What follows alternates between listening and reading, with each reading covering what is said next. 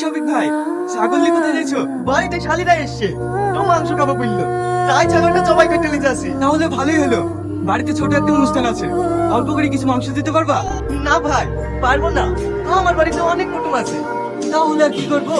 7 টাকা কেজি মাংস 8 টাকা হলেও দিতাম, কিন্তু কোথাও পাচ্ছি না। কোন কেজি লাগবে? এই 7-8 কেজি মতো হলেই হতো। ঠিক আছে, দেবো, চলো।